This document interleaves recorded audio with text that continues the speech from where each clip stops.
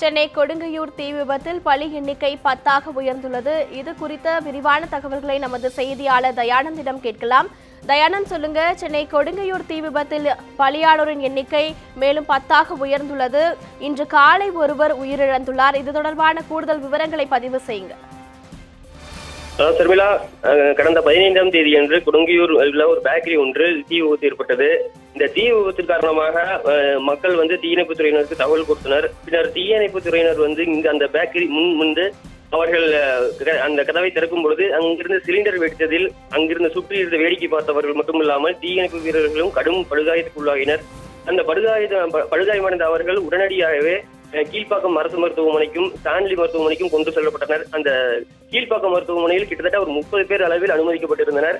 அது மட்டும் இல்லாமல் அந்த தீ காயங்களை அவர்கள் சதவீத அளவில் தான் அளப்பார்கள். அதன்படி பார்த்தால் அங்கு தீ காயம்பட்டிருந்த தீயணைப்பு வீரர்களாகட்டும் மற்ற மக்களாகட்டும் கிட்டத்தட்ட ஒரு 80% அளவில் 90% அளவில் அவர்கள் தீ காயங்களுடன் தான் அவர்கள் சிகிச்சை பெற்று வந்திருந்தனர்.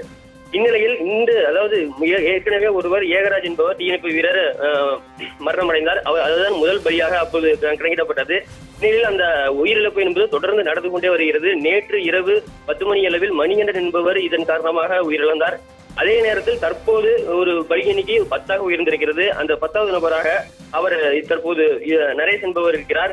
தொடர்ந்து நரேஷ், முன்னர் பார்த்திபன், மணிகண்டன் என மொத்தம் 10 பேர் அளவில் தற்போது வரை உயிரிழந்திருக்கின்றனர்.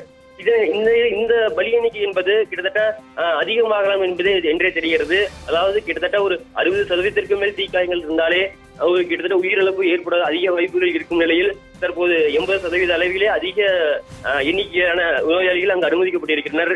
இந்நிலையில் இதன் காரணமாக பலி எண்ணிக்கை மேலும் தொடரலாம் என தெரிகிறது. சர்மிளா, தயானந்த், இந்த தீ விபத்தில் படுகாயமடைந்து இன்னும் எத்தனை பேர் மருத்துவமனையில் அனுமதிக்கப்பட்டுள்ளனர்? எத்தனை பேர் தீவிர சிகிச்சை பிரிவில் இருக்கின்றனர்? தயானந்த், மொத்தம் கடந்த 15ஆம் தேதி இரவு இந்த விபத்து நடந்த அன்றே 40 பேர் அளவில் அவர்கள் மருத்துவமனையில் அனுமதிக்கப்பட்டிருந்தனர். அதாவது 30 பேர் அளவில் கீழ்ப்பாக்கம் மருத்துவமனையிலும் ஒரு 10 15 பேர் அளவில் ஸ்டான்லி மருத்துவமனையிலும் அவர்கள் அனுமதிக்கப்பட்டிருந்தனர். இந்நிலையில் அவர்கள் யாருக்கும் இதுவரைக்கும் முழுமையாக குணமடையவில்லை. அனைவருமே மருத்துவமனையில் தொடர்ந்து சிகிச்சை பெற்றுதான் வருகின்றனர். அந்த சிகிச்சை பெற்று வருபவர்கள் தான் தற்போது 10 பேர் அளவில் பலியாகி இருக்கின்றனர்.